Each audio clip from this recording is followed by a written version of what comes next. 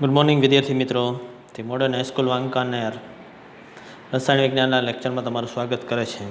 ધોરણ 11 science chapter 2 પરમાણુય બંધારણ એવું ભણતા હતા આપણે. એની અંદર સમસ્થાનિક અને સમભારિક વિશેની માહિતી શીખી ગયા. કોને સમસ્થાનિક કહેવાય, કોને સમભારિક કહેવાય, આઇસોટોપ્સ, આઇસોબાર, આઇસોટોપ્સ અને આઇસોબાર. નીટના વિદ્યાર્થીઓ આઇસોટોન એવો શબ્દ આવે છે, ક્યારેક આવી શકે, જેમાં ન્યુટ્રોનની સંખ્યા સરખી હોય એને કહેવામાં છે આઇસોટોન.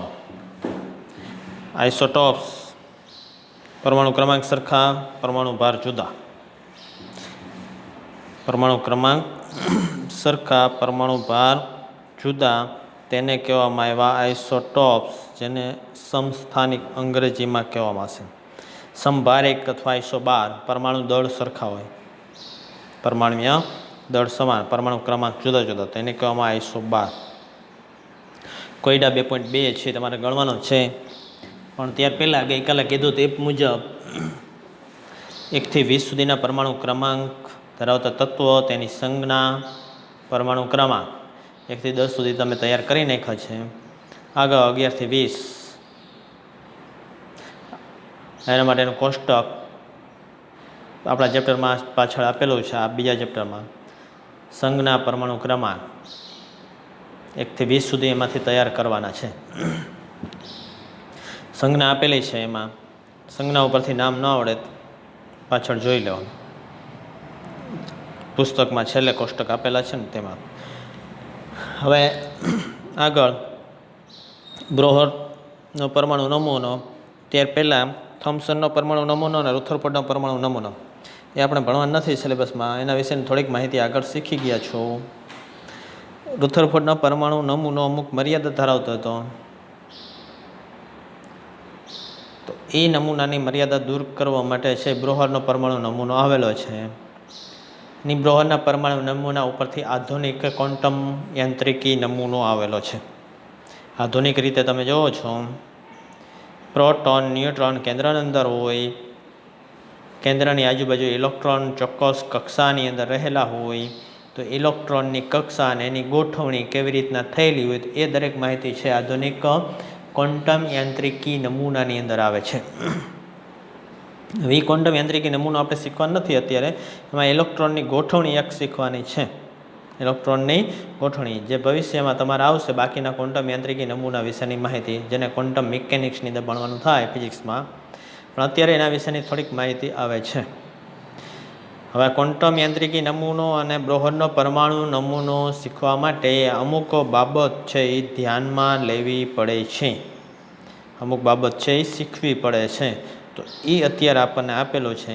વિદ્યુતચુંબકીય વિકિરણ અને એનો દ્વૈત સ્વભાવ, દ્રવ્યનો દ્વૈત સ્વભાવ, એવી બધી બાબત છે આપણે અત્યારે જોઈશે. એના આધારિત છે હાઇઝનબર્ગનો અનિશ્ચિતતાનો સિદ્ધાંત, એ જોવાનું છે. એટલે અત્યારે રુથરફોર્ડના પરમાણુ નમૂનો છે એ એની મર્યાદા દૂર કરવા માટે એની મર્યાદા છે જણાણી. એટલે એની અંદર બ્રોહરે છે એ પરમાણુ નમૂનો આપેલો છે, બોહરનો પરમાણુ નમૂનો. એ બોહરના પરમાણુ નમૂનો છે એના વિકાસ તરફ લઈ જાય તેવી કઈ બાબત છે? એટલે બ્રોહરના પરમાણુ નમૂના તરફ દોરી જતો વિકાસ, બ્રોહરના પરમાણુ નમૂના તરફ દોરી જતો વિકાસ છે એ જોવાનો થશે. કઈ બાબત આપણને બ્રોહરના પરમાણુ નમૂના તરફ દોરી ગઈ છે? ઐતિહાસિક રીતે જોઈએ તો દ્રવ્ય સાથે વિકિરણની પારસ્પરિક ક્રિયાને કારણે મળતા પરમાણુ અને અણુના બંધારણ વિશે વિપુલ માહિતી પૂરી પાડી. દ્રવ્ય અને વિકિરણની પારસ્પરિક ક્રિયાને કારણે, દ્રવ્ય અને વિકિરણ એકબીજા સાથે પારસ્પરિક ક્રિયા કરે છે. દ્રવ્ય અને વિકિરણ પારસ્પરિક ક્રિયા કરે છે, તો એને આધારે છે એ ઘણી બધી બાબતો છે એ સંકળાયેલી છે. એના આધારે ઘણી બધી બાબતો સંકળાયેલી છે. વિકિરણ ઘણા બધા ટાઈપના જોવા મળે. વિદ્યુતચુંબકીય વિકિરણ એમાંથી એક છે. ઉષ્મીય વિકિરણો, પ્રકાશના વિકિરણો, હવે જુદા જુદા ઘણા બધા વિકિરણો છે જોવા મળશે. તો દ્રવ્ય અને વિકિરણની પારસ્પરિક ક્રિયા થાય છે એના આધારે અણુના બંધારણ વિશે માહિતી પૂરી પડે છે. નીલ બ્રોહરે પરમાણુના આ પરિણામનો ઉપયોગ છે એ રુથરફોર્ડે સૂચવેલા નમૂનામાં સુધારા વધારા માટે કર્યો. રુથરફોર્ડે જે નમૂનો આપેલો હતો એની અંદર સુધારા વધારા કરવા માટે બ્રોહરે એક બાબત છે એનો ઉપયોગ કર્યો. કઈ બાબત? તો વિકિરણ અને દ્રવ્યની પારસ્પરિક ક્રિયા. વિકિરણ અને દ્રવ્યની પારસ્પરિક ક્રિયા, જેનો ઉપયોગ કરીને બ્રોહરે નમૂનો છે રુથરફોર્ડનો એની અંદર સુધારા કર્યા. તો બ્રોહરના પરમાણુ નમૂનાની રચનામાં 2 વિકાસશીલ બાબતો મુખ્ય ભાગ ભજવ્યો. કઈ 2 બાબત છે? બ્રોહરના પરમાણુ નમૂનાની રચના જે થઈ એની અંદર 2 બાબતો બ્રોહરને ધ્યાનમાં આવી જે ખૂબ જ મહત્વની સાબિત થઈ. કઈ 2 બાબત? એમાં પહેલી બાબત, બ્રોહરના પરમાણુ નમૂના વિકાસની અંદર અગત્યની 2 બાબત. એક, વિદ્યુત ચુંબકીય વિકિરણના દ્વૈત સ્વભાવ, જેનો અર્થ થાય છે વિકિરણ કણ જેવા અને તરંગ જેવા એમ 2 પ્રકારના ગુણધર્મો ધરાવે છે. વિદ્યુત ચુંબકીય વિકિરણનો દ્વૈત સ્વભાવ. દ્વૈત એટલે 2 પ્રકારનો. કયા 2 પ્રકારનો? કે વિકિરણ જેવો અને કણ. વિકિરણ છે એ કણ જેવો છે અને તરંગ જેવો, 2 પ્રકારના ગુણધર્મો ધરાવે છે. કણ એટલે દ્રવ્ય, એક દ્રવ્ય જેવો સ્વભાવ ધરાવે અને બીજો તરંગ, તરંગ જેવો પણ સ્વભાવ ધરાવશે. 9મા ધોરણમાં તરંગ એના વિશેની માહિતી જાણી ગયા. એના વિશેની માહિતી જાણી ગયા. આપણને સમજવા માટે અવાજ તમારા સુધી પહોંચે છે. પહોંચે છે? સાંભળો છો દરેક? હવે કાન સાથે અથડાય તો એ વિકિરણ સ્વરૂપમાં, તરંગ સ્વરૂપમાં છે એ તમારા સુધી પહોંચે છે. કેવા સ્વરૂપમાં પહોંચે? તરંગ સ્વરૂપમાં. સૂર્યમાંથી પ્રકાશ આવે તો તરંગ સ્વરૂપમાં પ્રકાશ આવે છે, વિકિરણ સ્વરૂપમાં પ્રકાશ આવે છે.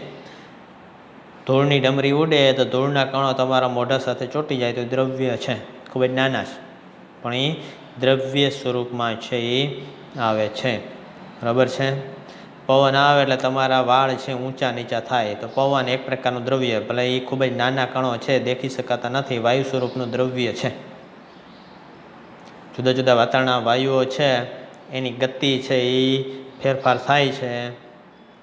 ઓક્સિજન, નાઇટ્રોજન, વાયુ સ્વરૂપ છે, તમને દેખાતા નથી પણ એ વાયુ તમારા વાળ સાથે અથડાય છે, ગતિશીલ વાયુ, એટલે એ વાળ ઊંચા નીચા થાય તો એ દ્રવ્ય છે, દેખાય નહીં તેવું દ્રવ્ય, વિકિરણ નથી. પણ અમુક દ્રવ્ય છે એ કણ છે એ તરંગ સ્વરૂપ પણ ધરાવશે, એવું આગળ જોઈશું. કેવું?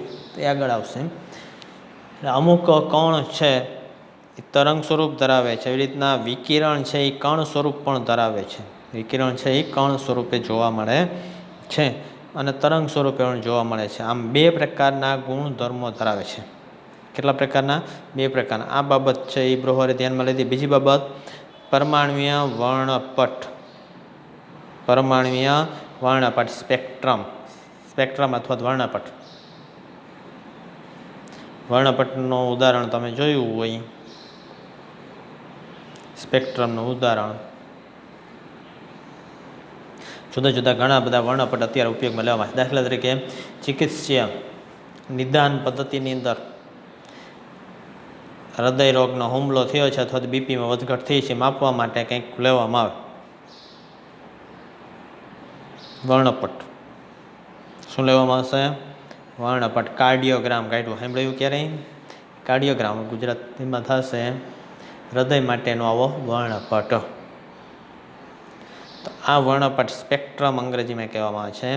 કાર્ડિયોગ્રામ એક પ્રકારનો વર્ણપટ છે, સ્પેક્ટ્રમ છે. હૃદયના ધબકારા છે કેટલા નિયમિત થાય છે, કેટલા નિયમિત થતા નથી, બતાવશે સ્પેક્ટ્રમ ઉપરથી. શું બતાવશે? સ્પેક્ટ્રમ પરથી આ બાબત છે એ નક્કી થશે કે હૃદય છે એ વ્યવસ્થિત ધબકારા પામે છે કે નહીં, એનો વર્ણપટ છે. એમાંથી અવાજ નીકળે, હૃદયમાંથી શું નીકળશે? અવાજ. અવાજ ઉપરથી એનું એનાલિસિસ થાય, એ અવાજનો સ્પેક્ટ્રમ મેળવવામાં આવ્યો, ધબકારા થાય છે એનો સ્પેક્ટ્રમ મેળવવામાં આવ્યો. એ સ્પેક્ટ્રમ એટલે વર્ણપટ. એવી જ રીતના છે અહીંયા પરમાણુનો વર્ણપટ મેળવવામાં આવ્યો, પરમાણુનો વર્ણપટ મેળવવામાં આવ્યો. તો એ વર્ણપટ અંગેના પ્રાયોગિક પરિણામો, આ બંને બાબત છે એ બ્રોહરના પરમાણુ નમૂનાના વિકાસ માટે મહત્ત્વની બાબત છે. તમને પ્રશ્ન પૂછવામાં આવે બ્રોહરના પરમાણુ નમૂના તરફ, બ્રોહરના પરમાણુ નમૂના તરફ દોરી જતી બે અગત્યની બાબત કઈ, તો આ બંને. અથવા તો બ્રોહરે કઈ બાબતના અનુસંધાને રુથરફોર્ડના પરમાણુ નમૂનામાં સુધારા વધારા કર્યા. બ્રોહરે કયા પરિણામના ઉપયોગ કરીને રુથરફોર્ડના નમૂનામાં સુધારા વધારા કર્યા, એવી રીતના પણ પૂછી શકે. તો આ બે જ બાબત છે, જવાબ લખવાનો થશે. બ્રોહરના પરમાણુ નમૂનામાં, બ્રોહરના પરમાણુ નમૂનાના વિકાસમાં મહત્ત્વની બાબતો લખો, તો આ બંને બાબત આવશે. બરાબર, આ બંને ટેક્સ્ટ બુકમાં તમારે તૈયાર કરવાની થશે. એટલે એના માટે અલગ રેફરન્સ બુક અગાઉ પ્રશ્ન ગોખતા હતા એ પ્રમાણે ગોખવા નથી, સમજવાના છે. સમજીને જેટલી વિગત આવે એટલી લખવાની. બે બાબત સમજાવે એટલે આપણને ખબર પડી જાય કે બે બાબત લખવાની છે. બરાબર છે. નીચેનામાંથી કઈ બાબતો બ્રોહરના પરમાણુ નમૂનાના વિકાસમાં મહત્ત્વની નથી? મહત્ત્વની નથી. બે બાબત મહત્ત્વની છે, ચાર લખેલી હોય તો બે મહત્ત્વ નથી તે લખવાની કે આ બે મહત્ત્વ નથી. જો નીચેનામાંથી કઈ બાબત બ્રોહરના પરમાણુ નમૂનાના વિકાસમાં મહત્ત્વની છે, ઓબ્જેક્ટિવ તમને પૂછાણો તો આ બેમાંથી જે આવે એ જેમાં ABCDમાં લખેલું હોય તો એ લખવાની થાય. બરાબર, એટલે આ પ્રમાણે દરેક પ્રશ્નો છે સમજીને તૈયાર કરવાના છે, અન્ડરસ્ટેન્ડિંગ સાથે, ગોખીને ખાલી નહીં. ગોખીને ખાલી નહીં, ગમે તે બાબત છે એ અન્ડરસ્ટેન્ડિંગ સાથે સમજવાના છે. એ અન્ડરસ્ટેન્ડિંગ એજ વિજ્ઞાન, ઇઝ સાયન્સ, ખાલી ગોખણ પટ્ટે નહીં. ક્લિયર? ચાલો આગળ. બ્રોહરનો પરમાણુ નમૂનો છે એમાં એક બાબત હતી, કઈ બાબત? પહેલી બાબત વિદ્યુત ચુંબકીય વિકિરણનો દ્વૈત સ્વભાવ, વિકિરણ સ્વભાવ અને તરંગ સ્વભાવ. તો હવે વિકિરણ સ્વભાવ શું છે, વિકિરણ સ્વભાવ એટલે કે તરંગ સ્વભાવ શું છે અને કણ સ્વભાવ શું છે, તે તરંગ અને કણ પ્રકૃતિ એના વિશેની થોડી માહિતી આપણે મેળવીએ. કણ એટલે કે દ્રવ્ય છે, એ તો તમે જાણો જ છો. તરંગ પ્રકૃતિ શું છે તો એના વિશેની થોડીક માહિતી આપણે મેળવવાની છે. બાકીની વધુ ડિટેલ છે ફિઝિક્સની અંદર આવશે, ફિઝિક્સની અંદર આવશે. અત્યારે જે બાબત ભણીશું આપણે, અત્યારે હવે પછી ઇલેક્ટ્રોન રચના સુધી, ક્વોન્ટમ આંક સુધીની જે બાબત આપણે ભણવાની છે એ બધી બાબત તમારે 12મા ધોરણના ફિઝિક્સમાં રિપીટ થશે. મેજર બધી મોટાભાગની બાબત દાખલા સહિત રિપીટ થશે, અને થોડીક આનાથી વધુ ઊંડાણ સાથે, વધુ ઊંડાણ સાથે. એટલે અમુક બાબત અત્યારે ન સમજાણી, અત્યારે સમજવાની તો થશે જ. અત્યારે સમજાઈ જાય તો કંઈ વાંધો નથી, અને વધુ ઊંડાણ સાથે આવશે. હવે વિદ્યુત ચુંબકીય વિકિરણનો તરંગ સ્વભાવ, વિદ્યુત ચુંબકીય વિકિરણનો તરંગ સ્વભાવ વિશે માહિતી લખો. બરાબર. 19મી સદીના મધ્યભાગમાં ભૌતિક વિજ્ઞાનીઓએ ગરમ કરેલા પદાર્થો વડે થતા અવશોષણ અને ઉત્સર્જન વિકિરણો સક્રિય રીતે અભ્યાસ કર્યો. તમારે અનુભવ કરવો હોય તો કેવી રીતના થાય? અમુક વ્યક્તિએ આવું જોયેલું હશે. કેવું? સોલ્ડરિંગ કરવામાં આવે. સોલ્ડરિંગ એટલે સર્કિટ, ઇલેક્ટ્રોનિક સર્કિટ હોય ને એમાં ટાંકા લેતા હોય, હાથલો ગરમ કરે ને પછી એની મદદથી વાયર રાખે અને એની મદદથી ટાંકા લેતા હોય. સોલ્ડરિંગ, વાયર છે જોઈન્ટ કરતા હોય. બેટરી હોય તો એના છેડા છે એ બેટરી એલિમેન્ટ છે તો એના છેડા છે એ ક્યારેક તૂટી ગયા હોય તો એ જોઈન્ટ કરવા માટે સોલ્ડરિંગ હાથલાનો ઉપયોગ કરે. ઇલેક્ટ્રિક વસ્તુઓ, ઇલેક્ટ્રોનિક વસ્તુઓના રિપેરર હોય આનો ઉપયોગ કરે. હાથલો ગરમ થયો છે કે નહીં એ જોવા માટે શું કરે? હાથ ન અડાડે. રિપેર કરતા હોય ને ઇલેક્ટ્રિક વસ્તુઓ, ઇલેક્ટ્રોનિક વસ્તુઓ, તો એ હાથલો ગરમ થયો છે કે નહીં સોલ્ડરિંગ માટેનો, તો એ હાથ ન અડાડે. શું કરે? નાક પાસે બાજુમાં લઈ જાય. આવું કોઈ જોયું હોય તો નાક પાસે બાજુમાં લઈ જાય ને એટલે ગરમ થયો છે કે નહીં એની સુગંધ આવે. સુગંધ આવે, ગરમ હવા આવે. બરાબર છે?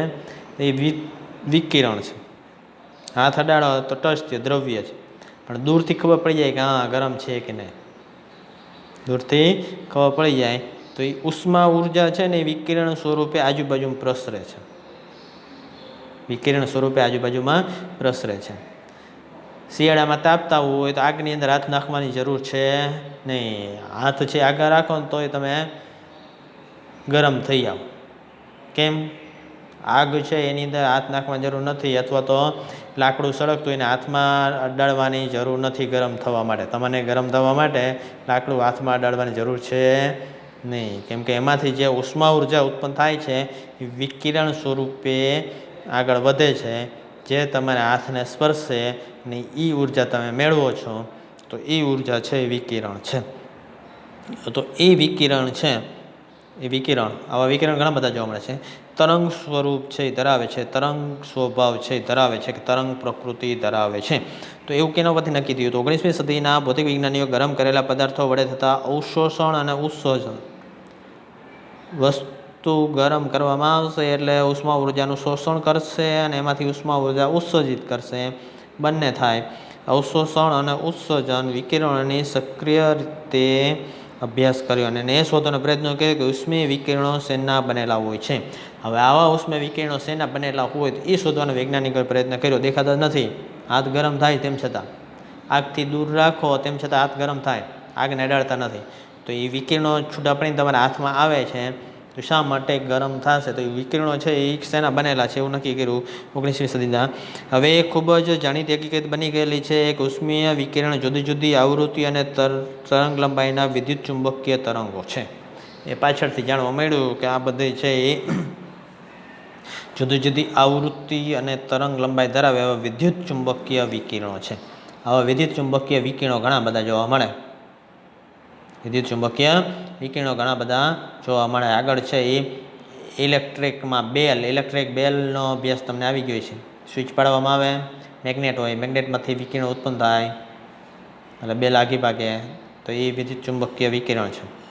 બે ચુંબકો બાજુમાં લાવો, એકબીજાથી દૂર ભાગે તો વચ્ચે છે વિદ્યુત ચુંબકીય વિકિરણ એક ઉત્પન્ન કરશે, ઇલેક્ટ્રોમેગ્નેટિક ફિલ્ડ ઉત્પન્ન કરે. પંખો ભરે છે, બંધ થાય છે, સ્વિચ ચાલુ બંધ કરો ત્યારે, પાવર હોય ત્યારે, એમ નામ નહીં. એટલે પંખો છે એ સ્વિચ ઓન કરો એટલે ચાલુ થશે, તો એમાં વચ્ચે વિદ્યુત ચુંબકીય વિકિરણ ઉત્પન્ન કરશે, ઇલેક્ટ્રોમેગ્નેટિક ફિલ્ડ છે એ ઉત્પન્ન થશે, મેગ્નેટિક ફિલ્ડ. તો એ પ્રકારના વિદ્યુત ચુંબકીય વિકિરણ છે. સૂર્યમાંથી પ્રકાશ આવે છે, વિદ્યુત ચુંબકીય વિકિરણો છે. તો આવા દરેક વિદ્યુત ચુંબકીય વિકિરણો છે. ઉષ્મા ઉર્જા આવશે તો એ વિદ્યુત ચુંબકીય વિકિરણો છે. તો એ આવૃત્તિ અને તરંગ લંબાઈ ધરાવે. 9માં ભણી ગયા આવૃત્તિ અને તરંગ લંબાઈ. ઘણી બધી આધુનિક સંકલ્પના ઉપર તે આધારિત હતા. જે આ છે બાબત, ઉષ્મા વિકિરણો શેના બનેલા છે, શેની મદદથી પ્રસરે છે, કે આવૃત્તિ તરંગ લંબાઈ ધરાવે છે અને વિદ્યુત ચુંબકીય વિકિરણો છે તે ઘણી બધી સંકલ્પના ઉપર આધારિત છે. 19મી સદીના મધ્ય ભાગમાં આ બધી બાબત છે અજ્ઞાત હતી. ઉષ્મીય વિકિરણના નિયમોનો સૌ પ્રથમ સક્રિય અભ્યાસ 1850માં થયો, 1850માં થયો હતો અને 1870ની અંદર છે. ત્યાર પછી એની શરૂઆતમાં જેમ્સ ક્લાર્ક અને મેક્સવેલે વિદ્યુત ચુંબકીય તરંગનો સિદ્ધાંત, આવા તરંગોનો ઉત્સર્જિત પ્રાયોગિક વીજભાર ધરાવતા કણોને લીધે થાય છે તેવી બાબત વિકસાવી હતી. વિદ્યુત ચુંબકીય વિકિરણનો સિદ્ધાંત અને આવા તરંગોનું ઉત્સર્જન પ્રાયોગિક વીજભાર ધરાવતા કણને લીધે થાય છે એવું છે એ આપણને સમજાવેલું હતું. આવી બાબત છે વિકસાવેલી હતી. વિદ્યુત ચુંબકીય વિકિરણ છે તો એના તરંગો છે એ તરંગનું ઉત્સર્જન પ્રાયોગિક વીજભાર ધરાવતા કણને લીધે થાય છે, મતલબ કણ સ્વરૂપ એમાં સાથે સંકળાયેલું છે. ત્યારબાદ હેનરી હર્ટ્ઝે આ સિદ્ધાંતની પ્રાયોગિક સાબિતી આપી અને અહીંયા આપણે વિદ્યુત ચુંબકીય વિકિરણ વિશે કેટલીક હકીકતનો અભ્યાસ કરીશું. કેવી રીતના સાબિતી આપી, મેક્સવેલે શું બીજો સિદ્ધાંત આપ્યો, તો એ ફિઝિક્સમાં ભણવાનું દાશે. અત્યારે એના વિશેની કેટલીક માહિતી છે એનો અભ્યાસ કરીશું. કઈ મેક્સવેલે માહિતી આપી હતી? તો જેમ્સ મેક્સવેલે 1873માં સૌ પ્રથમ વૈજ્ઞાનિક હતા જેણે સ્થૂળદર્શી સ્તરે વિદ્યુતીય અને ચુંબકીય ક્ષેત્રની વર્તુણક અને ભારિત પદાર્થો વચ્ચેની પારસ્પરિક ક્રિયાની વિગતવાર સમજણ આપી. વિદ્યુત અને ચુંબકીય ક્ષેત્રની વર્તુણક અને ભારિત પદાર્થ વચ્ચે, ભારિત એટલે ઋણભાર કે ધનભાર ધરાવતા એવા પદાર્થ વચ્ચે પારસ્પરિક ક્રિયાની સમજણ આપી. બરાબર છે. તેમણે સૂચવ્યું કે વિદ્યુતીય રીતે ભારિત કણો પ્રવેગ હેઠળ ઘૂમે ત્યારે એકાંતરીય રીતે વિદ્યુતીય અને ચુંબકીય ક્ષેત્ર ઉત્પન્ન થાય છે અને પારગમિત થાય છે, એટલે કે આગળ વધે છે. આ ક્ષેત્રો તરંગ તરીકે પારગમિત થાય છે, જેને વિદ્યુત ચુંબકીય તરંગો અથવા વિદ્યુત ચુંબકીય વિકિરણ કહે છે. વિદ્યુત ચુંબકીય વિકિરણ જેમ્સ મેક્સવેલના આધારે વિદ્યુત ચુંબકીય વિકિરણ શું છે આ બાબત લખવાનું થાય. બરાબર છે. વિદ્યુત ચુંબકીય વિકિરણ એટલે શું, જેમ્સ મેક્સવેલના મતે તો આ બાબત લખવાનું થશે. મેક્સવેલે કીધું કે વિદ્યુતીય અને ચુંબકીય ક્ષેત્રની વર્તુણક અને ભારિત પદાર્થો વચ્ચેની પારસ્પરિક ક્રિયા કેવી રીતના થાય એના વિશેની માહિતી આપી. એની અંદર એને સમજાયું કે વિદ્યુતીય રીતે ભારિત કણો એટલે કે ધન કે ઋણ ભાર ધરાવતા એવા કણો પ્રવેગ હેઠળ ઘૂમે છે. પ્રવેગ હેઠળ ઘૂમશે, વેગના ફેરફાર હેઠળ છે એ ગતિ કરે છે ત્યારે વિદ્યુતીય અને ચુંબકીય ક્ષેત્ર ઉત્પન્ન થાય છે. આ વિદ્યુતીય અને ચુંબકીય ક્ષેત્ર આગળ વધે છે, એટલે કે પારગમિત થાય છે, અને એ પારગમિત થાય આગળ વધે તો એ તરંગ સ્વરૂપે પારગમિત થાય છે. આ જે પારગમિત થવાની પ્રકૃતિ છે, જે પારગમિત થાય છે આગળ, તો એ બાબત છે તેને વિદ્યુત ચુંબકીય તરંગો અથવા વિદ્યુત ચુંબકીય વિકિરણ કહે છે. પંખો ચાલુ કરો એટલે એની અંદર તારના કેટલાય ગૂંચડા, ખોલેલો પંખો જોયો ને, નાના નાના કેટલાય ગૂંચડા વચ્ચે આર્મેચર જેને કે એની અંદર ગૂંચડા છે એ વાયરના રહેલા હોય. જેવો વિદ્યુત પ્રવાહ મળશે એટલે કે ઇલેક્ટ્રોન છે, ઇલેક્ટ્રોન તો ઋણ જ ભારિત કણ છે, એટલે ભારિત કણ, ઇલેક્ટ્રોન છે અંદર ઘૂમશે, ગોળ ગોળ ફરશે એટલે પ્રવેગિત થશે. પ્રવેગિત થાય એટલે ચુંબકીય ક્ષેત્ર છે ઉત્પન્ન થાય. ચુંબકીય ક્ષેત્ર છે એ અંદર ધાતુ રહેલી છે, ધક્કો મારે એટલે પંખો ફરવા માંડે. તો એ જે ચુંબકીય ક્ષેત્ર ઉત્પન્ન થાય તારની અંદર તો આગળ વધે છે, તો એ આગળ જે પારગમિત થાય તો એને જે પારગમિત થવા માટે જેનો સહારો લીધો તે વિદ્યુત ચુંબકીય વિકિરણ, એટલે આ પારગમિત થશે વિદ્યુત ચુંબકીય વિકિરણ સ્વરૂપે. પ્રકાશ વિકિરણનું એક સ્વરૂપ છે, ઘણા સમયથી જાણીતું છે અને એનો સ્વભાવ આદિકાળથી જાણીતો છે. પ્રકૃતિ અગાઉના સમયમાં ન્યૂટન છે એને પ્રકાશના કણનો, પ્રકાશ છે એ કણોનો બનેલો છે એવું કહેવામાં આવ્યું હતું. ન્યૂટને કીધું હતું પ્રકાશ કેનો બનેલો છે, કણનો બનેલો છે. યાદ ધ્યાન રાખજો. પ્રકાશની કણ પ્રકૃતિ કોને જાણ કરી, ન્યૂટને. 19મી સદીમાં પ્રકાશની તરંગ પ્રકૃતિ પ્રસ્થાપિત થઈ ગઈ હતી. પ્રકાશ છે એ જુદા જુદા સ્વરૂપે આગળ વધે છે, તો એ આગળ વધવા માટે જુદી જુદી બાબત છે તો એ પ્રાયોગિક રીતે છે એ તરંગ પ્રકૃતિ ધરાવે છે એવું છે એ સાબિત થઈ ગયેલું હતું 19મી સદીમાં જ. ન્યૂટને કીધું કણ, ત્યાર પછી તરંગ પ્રકૃતિ છે એવું સાબિત થઈ ગયું. મેક્સવેલ ફરીવાર સૌપ્રથમ એને જણાવ્યું કે પ્રકાશના તરંગો આંદોલન કરતા વિદ્યુતીય અને ચુંબકીય લાક્ષણિકતા સાથે સંકળાયેલા છે. આંદોલન થાય આને આંદોલન કહેવાય, ઉપર નીચે આંદોલન થયું એક બીજા ક્ષેત્રની અંદર એક્સ અને વાય અક્ષ ઉપર, તો એ આંદોલન થશે તો એ આંદોલિત વિદ્યુત ચુંબકીય લાક્ષણિકતા સાથે સંકળાયેલા છે પ્રકાશના કણો, એવું મેક્સવેલે પાછું ફરીથી કીધું તરંગ પ્રકૃતિ પછી પણ. એટલે તરંગની ગતિ ઘણી જટિલ હોવાથી આપણે તેના કેટલાક સરળ ગુણધર્મો સમજીશું. એટલે આ તરંગની ગતિ ઘણી બધી જટિલ છે તો આપણે એના અમુક અમુક ગુણધર્મો સમજીશું. વિદ્યુત ચુંબકીય વિકિરણ એટલે ખબર પડી, પ્રકાશ વિકિરણનું સ્વરૂપ છે. ન્યૂટને આવા પ્રકાશને કયો સ્વરૂપ કીધો, કણ સ્વરૂપ. ત્યાર પછી તરંગ પ્રકૃતિ ધરાવે છે એવું ઘણા જુદા જુદા પ્રયોગના આધારે સાબિત થઈ ગયું છે. પ્રકાશ છે એ વ્યતિકરણ, વિવર્તન એવી બધી બાબતના આધારે મેક્સવેલે ફરીથી આવા પ્રકાશ છે એનો તરંગો આંદોલન કરતા વિદ્યુત અને ચુંબકીય લાક્ષણિકતા સાથે સંકળાયેલા છે. તો તરંગ છે વિદ્યુત અને ચુંબકીય લાક્ષણિકતા સાથે સંકળાયેલા છે તો એનો મતલબ દ્રવ્યમાંથી ઉત્પન્ન થયેલા હોવા જોઈએ, વીજભારિત કણમાંથી ઉત્પન્ન થયેલા હોવા જોઈએ એવું છે નક્કી થશે. હવે આ તરંગની ગતિ ઘણી જટિલ હોવાથી આપણે ત્યાંનો અભ્યાસ છે એ કેટલાક સરળ ગુણધર્મો સમજીશું. તરંગના કેટલાક ગુણધર્મો છે જોઈશું. એટલે તરંગની ગતિ જટિલ હોવાને કારણે એટલે તરંગના કેટલાક ગુણધર્મો. હવે એના ગુણધર્મો: આંદોલન કરતા ભારવાળા કણો દ્વારા ઉત્પાદિત આંદોલનીય વિદ્યુતીય અને ચુંબકીય ક્ષેત્ર. આંદોલન કરતા ભારવાળા કણો દ્વારા ઉત્પાદિત આંદોલનીય, જે આગળ વધે છે તે, આવું આંદોલન થાય ને તે, એ આંદોલનીય છે. આગળ બતાવ્યું તમને આકૃતિમાં. એક ક્ષેત્ર આંદોલન થતું આગળ વધે છે, રેડ કલર, બરાબર છે. બીજો કલર છે એ બ્લુ કલર, તો એના દ્વારા આગળ વધે છે. તો એ આંદોલિત થતું ક્ષેત્ર છે રેડ કલરવાળો ભાગ અને બ્લુ કલરવાળો ભાગ. તો આંદોલન કરતા ભારવાળા કણો દ્વારા, ભાર એટલે કે ઋણ ભારવાળા કણો હોય તો એના દ્વારા આંદોલિત વિદ્યુતીય અને ચુંબકીય ક્ષેત્ર. એક ક્ષેત્ર છે વિદ્યુતીય છે, રેડ કલર બતાવેલું છે તે. બીજું બ્લુ કલર ચુંબકીય ક્ષેત્ર બતાવેલું છે. તો વિદ્યુતીય અને ચુંબકીય ક્ષેત્ર એકબીજાને લંબ હોય છે. કેવો હોય છે? એકબીજાને લંબ. જો અહીંયા દેખાય છે લંબ હોય છે એવું. 90 અંશના ખૂણે એકબીજા સાથે જોડાયેલા છે.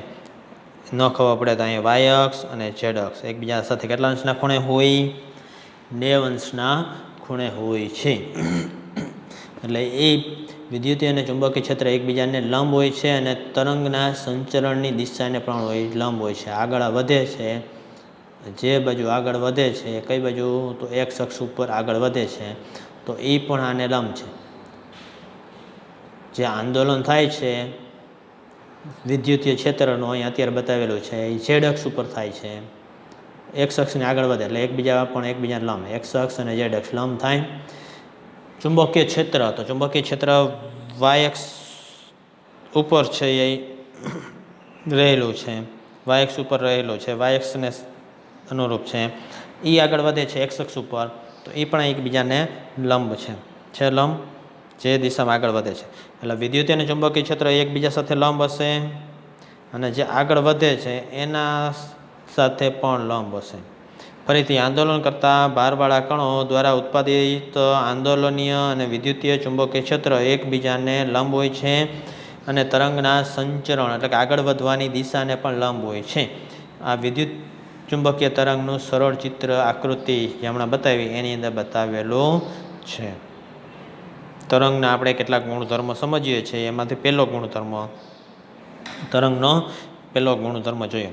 અવાજ અથવા તો પાણીના તરંગોની જેમ વિદ્યુત ચુંબકીય વિકિરણીય તરંગોને માધ્યમની જરૂર હોતી નથી. અવાજ અને પાણીના તરંગો છે એને માધ્યમની જરૂર પડે છે.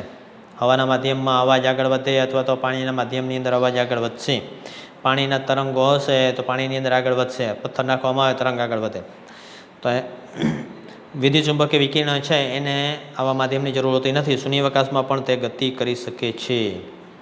વિદ્યુત ચુંબકીય વિકિરણો ક્યાં ગતિ કરી શકે છે? શૂન્યાવકાશમાં પણ ગતિ કરી શકે છે. એટલે આ વિદ્યુત ચુંબકીય વિકિરણ છે ગુણધર્મો. ત્રીજો ગુણધર્મ, હવે એ આપણે સારી રીતે પ્રસ્થાપિત થયેલું છે કે વિદ્યુત ચુંબકીય તરંગો ઘણા પ્રકારના હોય છે જે એકબીજાથી તેમની તરંગ લંબાઈ અથવા આવૃત્તિથી અલગ પડે છે. તરંગ લંબાઈ અલગ હોય, આવૃત્તિ પણ અલગ હોઈ શકે છે. વિદ્યુત ચુંબકીય વિકિરણો તરંગ લંબાઈ તો આગળ તમે શીખી ગયા છો. બે શૃંગ અથવા તો ગર્ત, આ નીચેના બે ભાગ છે, બે વચ્ચેનું સરેરાશ અંતર, બંને વચ્ચેનું અંતર, બે ગર્ત છે તો એની વચ્ચેનું અંતર તરંગ લંબાઈ. તરંગ લંબાઈ છે અલગ હોય છે. અને આવૃત્તિ એટલે એક સેકન્ડમાં કોઈ પણ એક સ્થાનેથી પસાર થતા આવા તરંગની સંખ્યા, તો એનાથી પણ અલગ થશે. તો એકબીજાથી તરંગ લંબાઈના આવૃત્તિથી અલગ પડે છે એવી રચના કરે છે જેને વિદ્યુત ચુંબકીય વર્ણપટ કહેવામાં આવે છે. વિદ્યુત ચુંબકીય વિકિરણો એકબીજાથી તરંગ લંબાઈના આવૃત્તિથી અલગ બને છે અને આ એવી રચના કરે છે અને વિદ્યુત ચુંબકીય વર્ણપટ કહેવામાં આવે છે. આ જુદા જુદા વિદ્યુત ચુંબકીય વર્ણપટ એની અંદર બતાવેલો છે. અમુકની તરંગ લંબાઈ અને અમુક જુદા જુદા પ્રકારના વિકિરણો છે એની આવૃત્તિ જુદી જુદી જોવા મળે છે. તો એ જે તરંગ લંબાઈ ઉપર બતાવેલું છે મ્યુ હર્ટ્ઝમાં બતાવેલું છે આવૃત્તિ, લેમડા મીટરમાં બતાવેલું છે તરંગ લંબાઈ. તરંગ લંબાઈ શેમાં બતાવેલી છે? લેમડા થાય એની સંજ્ઞા આગળ શીખી ગયા છો 9મા ધોરણમાં. એની સંજ્ઞા લેમડા છે એ તરંગ લંબાઈ માટેની એનો એકમ છે મીટર,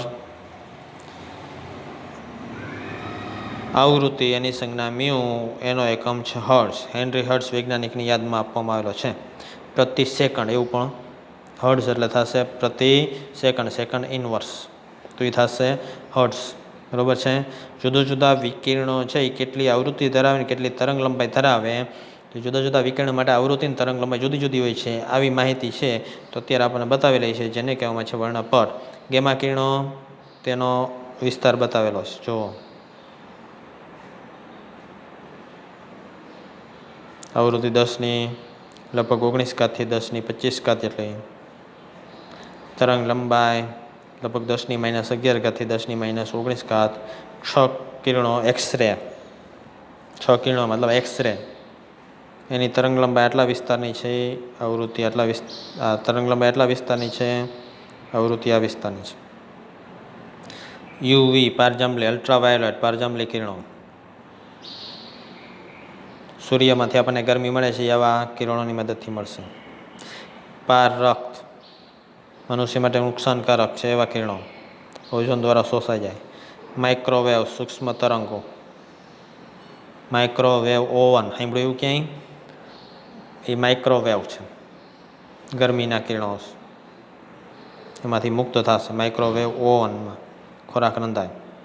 એફએમ બધા છે એ રેડિયો તરંગ છે એની તરંગ લંબાઈ છે 10⁻⁴ થી 10⁻³ સુધીની તરંગ લંબાઈ, આવૃત્તિ 10⁻⁹ છે એ 9 થી શરૂ કરીને 10⁵ સુધી લગભગ, એના થોડોક ફેરફાર છે. તો એ આવૃત્તિ છે. FM am, Rajkot radio station,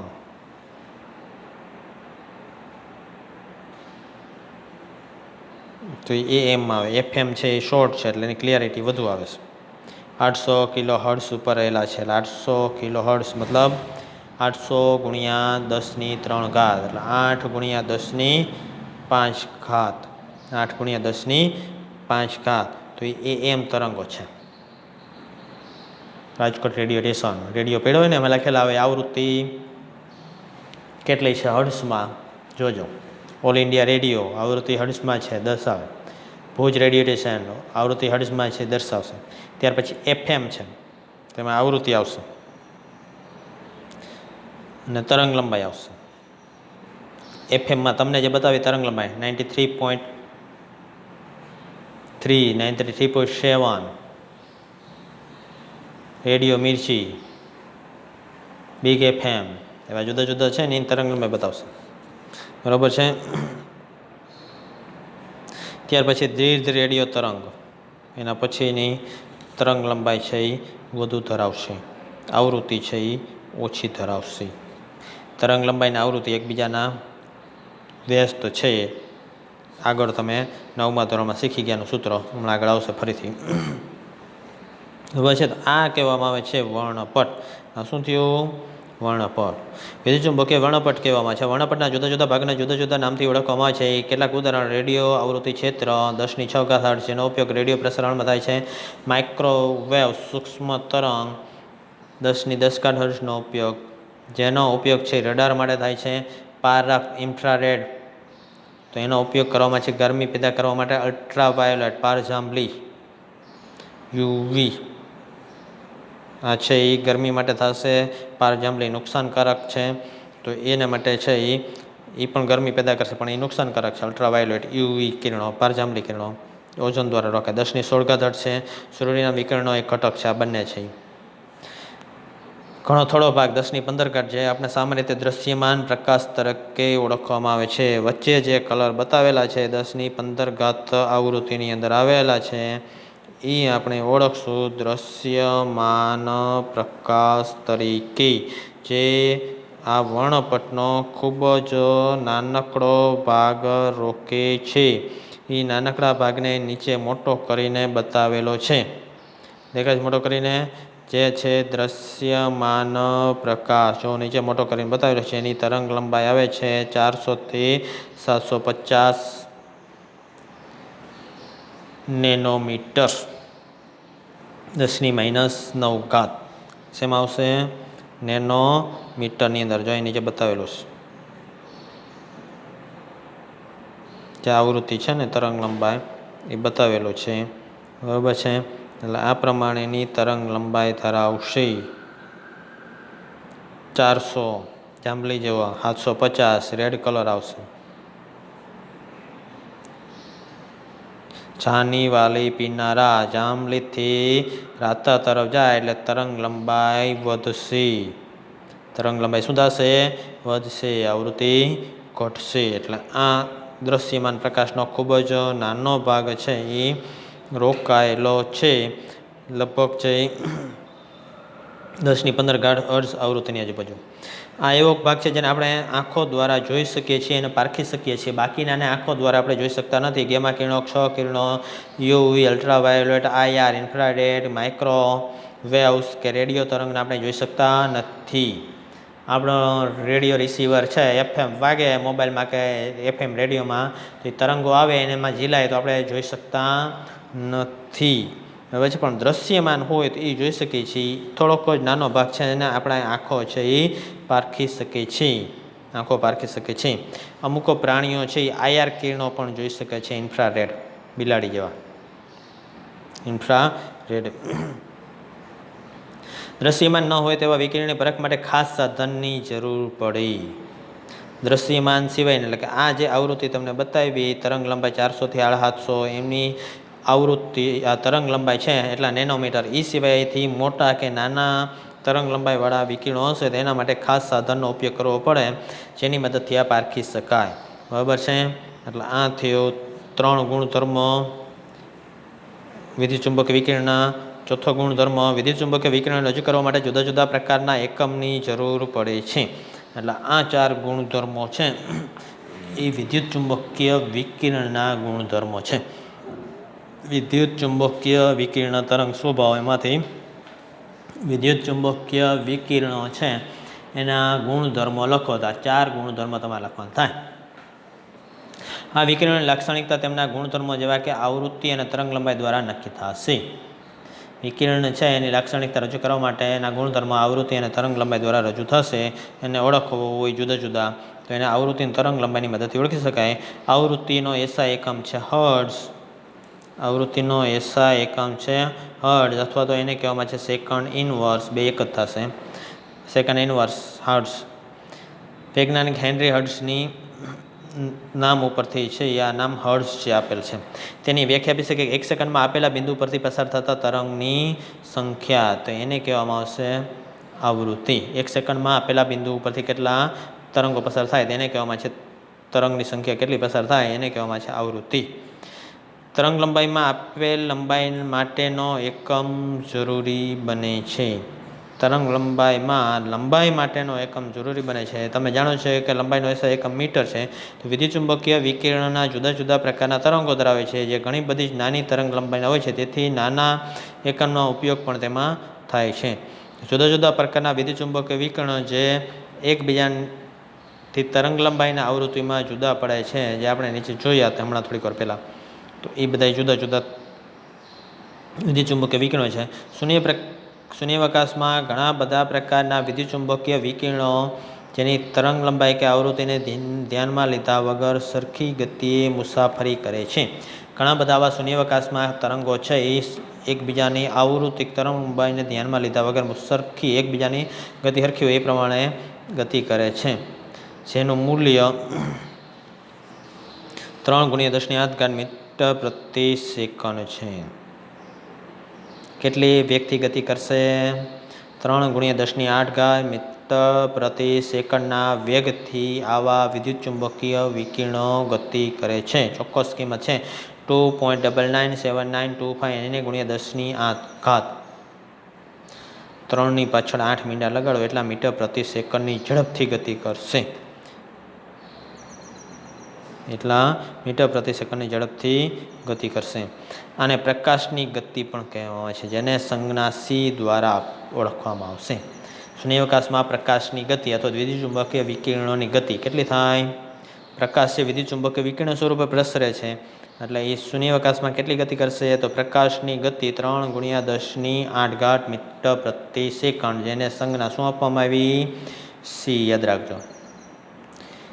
આવૃત્તિ મ્યુ, તરંગ લંબાઈ લેમ્બડા અને પ્રકાશની ગતિ સી સમીકરણ 2.5 દ્વારા સંબંધિત થશે. એટલે એકબીજા વચ્ચે છે એ કેવો સંબંધ ધરાવશે? તો નીચે 2.5 આપવામાં આવેલો છે. સી બરાબર મ્યુ ઇન્ટુ લેમ્બડા. સી એટલે શૂન્યાવકાશમાં પ્રકાશની ગતિ, કેટલી કિંમત? 3 × 10⁸, એના બરાબર લેમ્બડા અને મ્યુ આવૃત્તિ તરંગ લંબાઈના ગુણાકારની કિંમત 3 × 10⁸ મીટર પ્રતિ સેકન્ડ થશે. આવૃત્તિ છે પ્રતિ સેકન્ડમાં, તરંગ લંબાઈ મીટરમાં લીધેલી હોય ત્યારે. આના ઉપરથી લેમ્બડા તરંગ લંબાઈ બરાબર શું થશે? મ્યુ સામેની બાજુ c/મ્યુ. લેમ્બડા બરાબર c/મ્યુ. આવું 9મા ધોરણમાં શીખી ગયા તમે. અથવા તો આવૃત્તિ મ્યુ બરાબર c/લેમ્બડા, બેમાંથી ગમે તે સૂત્ર લાગુ પડી શકાય. એટલે સી બરાબર થશે મ્યુ ઇન્ટુ લેમ્બડા. આવૃત્તિ અને તરંગ લંબાઈ બેનો ગુણાકાર સી જેટલો થાય છે. આ સૂત્ર દ્વારા આપણે સમજી શકીએ છીએ. હજુ એક તરંગ લંબાઈ લેમ્બડા, આવૃત્તિ મ્યુ, સી, શૂન્યાવકાશમાં પ્રકાશનો વેગ. હજુ તરંગની લાક્ષણિકતા સમજવા માટે એક બીજી રાશિ છે જોઈ કઈ? તો બીજી એક સામાન્ય રાશિ વપરાય છે, જે ખાસ કરીને સ્પેક્ટ્રોસ્કોપીમાં વપરાય છે. વર્ણપટ મેળવવામાં એની અંદર વપરાય. સ્પેક્ટ્રોસ્કોપી એટલે વર્ણપટ મેળવવામાં એની અંદર. તો એ તરંગ સંખ્યા μ12 તરંગ સંખ્યા તરીકે ઓળખાય છે. બરાબર છે. તેની વ્યાખ્યા કેવી રીતના આપી શકાય? તો એકમ લંબાઈમાં રહેલા તરંગની સંખ્યાને કહેવામાં આવે છે તરંગ સંખ્યા. તેના એક જ લંબાઈના એકમનો વ્યુત્ક્રમણ એટલે કે પ્રતિ મીટર અથવા સેન્ટીમીટર ઇનવર્સ એવો એકમ થશે. મીટર ઇનવર્સ તો એ તરંગ સંખ્યાનો એસઆઈ એકમ છે. સેન્ટીમીટર ઇનવર્સ એ એસઆઈ એકમ નથી. બરાબર છે. એટલે તરંગ સંખ્યા એનો એસઆઈ એકમ મીટર ઇનવર્સ. લેમ્બડા તરંગ લંબાઈ એનો એસઆઈ એકમ મીટર. આવૃત્તિ મ્યુ એનો એસઆઈ એકમ સેકન્ડ ઇનવર્સ અથવા હર્ટ્ઝ. સેકન્ડ ઇનવર્સ અને હર્ટ્ઝ બે હરખું થશે. 1 સેકન્ડ ઇનવર્સ બરાબર 1 હર્ટ્ઝ. બરાબર છે. એટલે આ એકમ લંબાઈમાં રહેલા તરંગની સંખ્યા એને કહેવામાં છે તરંગ સંખ્યા.